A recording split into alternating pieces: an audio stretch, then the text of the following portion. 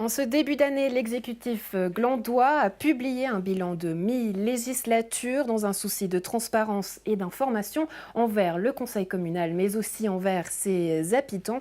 Un document qui atteste les réalisations les plus marquantes depuis les 2 dernières années, mais qui met aussi en image les ambitions futures pour les 2 années suivantes. On en parle avec le syndic de Gland, Gérald Créteny, et Thierry Genoux, municipal en charge des bâtiments et de l'urbanisme. Bonjour messieurs, merci d'être avec nous. Alors le document, il est là, il est beau, hein, ils l'ont dit, hein. Et c'est écrit noir sur blanc que la législature souhaitait promouvoir la cohésion sociale et faire du changement un outil de progression de la qualité de vie des habitants de la ville de Gland. J'aimerais savoir, fin 2018, Gérard Créteny, le bilan, qu'est-ce qu'il en est ? Gérald d'abord. Gérald. Alors, le bilan fin 2018, c'est tout d'abord la réalisation et la fin de la réalisation de toute une série de projets qui étaient déjà en route, mais qui vont vers l'amélioration de la vie des habitants, tels que par exemple la place de la gare et le passage sous voie qui ont été l'un des éléments majeurs du changement de la centralité. Et puis aussi la mise en place, et c'est ce qu'on essaie de démontrer là, c'est qu'avec cet outil du changement qui fait qu'il y a des projets qui arrivent, qui fait aussi que ces changements peuvent se passer tant à l'interne qu'à l'externe, dans l'organisation communale que dans les différents projets avec la population, eh bien, on peut chaque fois rajouter une couche qui nous permet d'aller soit plus proche de la population, soit par exemple à l'interne, d'offrir, on le dit d'ailleurs, on a commencé à travailler sur un programme par exemple Admin 2.0 qui nous permet d'avoir ensuite une administration 24 heures sur 24 et qui permet beaucoup de disponibilité par rapport à la population. Vous avez parlé de ce temps fort, l'aménagement de la gare. Je crois que les Glandois se sont vraiment ont pris part et possession de cette place. Thierry Genoux, quelle vision vous faites pour l'avenir de cette place qui est finalement aujourd'hui propre aux Glandois, la place de la gare ? Alors c'est vrai que la place de la gare a été vraiment un temps fort de ces dernières années, en plusieurs étapes, et ce n'est pas fini, puisqu'on l'a dit lors de l'inauguration du passage inférieur, qui a vraiment été une construction importante au niveau nuisance aussi pour le voisinage et au niveau technique.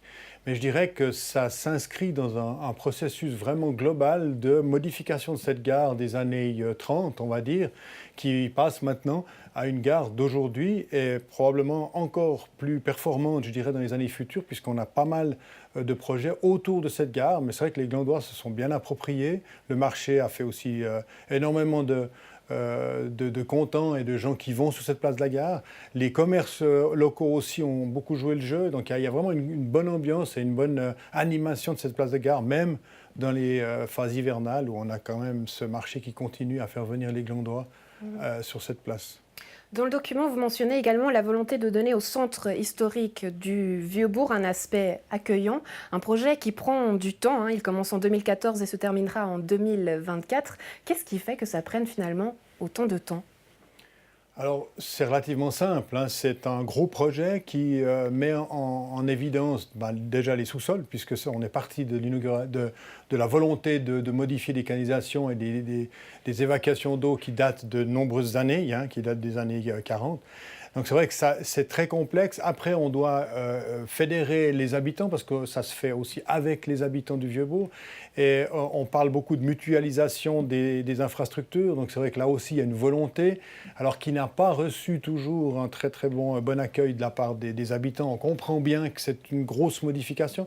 Donc c'est vrai que c'est un projet qui va voir le jour ces prochains mois, qui devrait vraiment passer à l'enquête publique ces prochains mois, et qui verra vraiment les habitants et les citoyens contents de la modification de ce vieux bourg, je dirais. Des canalisations qui vous font aussi souffrir dernièrement, vous souriez. Quels ont été les plus gros imprévus justement auxquels il a fallu faire face ces dernières années, Gérald Créteny ?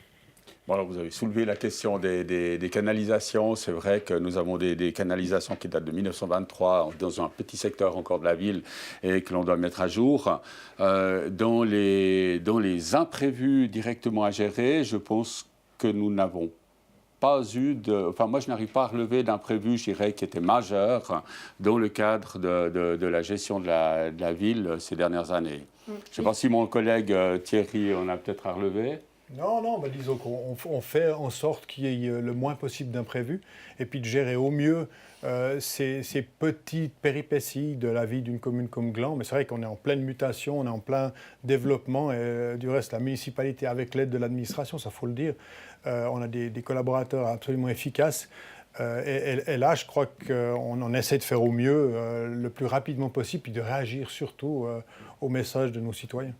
C'est d'ailleurs l'un des, si j'ose, c'est d'ailleurs l'un des éléments qu'on donne en conclusion de notre programme, de notre bilan, c'est de dire c'est le travailler ensemble. Et je crois qu'au niveau de l'administration en particulier, la volonté est effectivement de pouvoir avoir une vision très transversale des choses, faire que les services puissent travailler ensemble, puissent aller en avant pour le bien de la population. Et c'est vrai que ça évite beaucoup de problèmes, de petits problèmes qui se résolvent comme ça d'une manière absolument simple et sans trop de fracas. Et vous mettez en avant un mot très fort, hein, ambition. Donc concrètement, quels sont les gros projets que vous allez mettre en avant et mettre en œuvre ces prochaines années ? Alors, ces prochaines années, il y a tout d'abord des éléments qui sont peut-être pas forcément très sexy au niveau de la population, mais c'est tous les éléments internes hein, de développement d'une administration plus digitale. Alors, les avantages pour la population, c'est très clairement le fait de l'accès, le fait de faciliter les choses et de faciliter aussi l'information. Et puis, nous avons une série aussi de petits programmes dans le cadre soit de la culture, soit des sports. Enfin, petits programmes. Les sports, l'un des gros programmes, c'est quand même le fait de pouvoir arriver avec piscine et patinoire à terme à Gland. Patinoire, j'allais y venir justement. La patinoire régionale, vous n'en faites pas du tout mention dans ce document. Pourquoi ? On est au début en fait de ce travail par rapport à la patinoire. On a avancé déjà les idées concernant la piscine. Actuellement, donc, pour revenir à ce sujet, on en était au stade où on devait décider entre le site de Montoli et les pommiers. Donc comment est-ce qu'on avance ? Oui, alors, on avance pas à pas. C'est vrai que c'est des gros projets. C'est des discussions qui doivent être au sein de l'administration, de la municipalité et aussi avec Région-Nyon. Donc c'est vrai que c'est quelque chose qui va nous occuper le premier semestre pour définir clairement. Du reste, on a une réponse à l'interpellation de M. Girardet au conseil communal qui va passer la semaine prochaine et où on explique vraiment le pas à pas de cette... alors c'est vrai qu'un municipal donne l'information qu'on va faire une patinoire à Gland, mais c'est tout un processus extrêmement complexe. Pour mettre en avant... Mais elle sera là, cette patinoire, finalement, à Gland ? Bien sûr. On y compte bien. Du reste, la réponse à l'interpellation dit bien qu'à la fin, la municipalité est vraiment partante et moteur pour une patinoire à Gland qui sera, on espère, couplée avec une piscine dans un premier temps ou un deuxième temps à voir. Mais c'est vrai que c'est des gros projets et qui chargent énormément l'administration communale avant d'aller vers Région-Nyon pour parler de financement. Mais c'est vrai qu'on est moteur dans la patinoire, c'est juste. Est-ce que la patinoire régionale temporaire de Pérois est venue finalement changer votre calendrier dans l'ordre des choses ? Non, absolument pas. Ça n'a rien à voir, je dirais, avec ce calendrier-là. Le calendrier des patinoires, nous, on a plutôt une réflexion sur la question, effectivement, de la multiplicité des patinoires mobiles et temporaires, et de se dire, mais finalement, on avait déjà eu ce projet à une époque de patinoire à Gland, et on estime que pour la région, c'est quand même un atout qui est majeur que le fait d'avoir une telle installation. Et puis, peut-être encore juste pour terminer sur la question des grands projets, c'est rappeler aussi tout le projet qui concerne finalement quelque part un petit peu la finition de la gare, parce que on a fait Gare Nord, on a tous les aspects des quais, etc., qui ont été refaits, et puis on a Gare Sud, où il y a un grand terrain qui appartient à la commune, et sur laquelle on espère pouvoir y construire d'ici certainement quelques courtes années, de nouveaux bâtiments, mais qui comprendraient également une nouvelle administration, puisque actuellement, on est extrêmement serré dans nos locaux actuels. Donc ce qui permettrait de centraliser encore plus, finalement, l'administration par rapport à la localité. Les choses bougent et avancent, c'est ce que vous nous dites. Votre ville de rêve pour Gland, ça serait laquelle, Thierry Genoux ? C'est qu'on arrête de nous parler d'une ville dortoir, parce que ça fait quand même pas mal d'années qu'on entend ce qualificatif. Alors c'est vrai qu'il y a énormément de vie à Gland. Du reste, les gens qui viennent habiter Gland se rendent compte qu'il y a beaucoup de choses. Du reste, la municipalité est assez active dans tout ce qui est associatif. On n'a pas parlé du Collège des Perrets où on aura une nouvelle salle de gym, mais ça fait aussi des nouveaux locaux pour les associations, pour les clubs sportifs, la culture aussi. On essaie vraiment de dynamiser pour donner une qualité de vie à nos habitants et aussi à la région, parce que je crois qu'on est dans une région et on doit fonctionner région.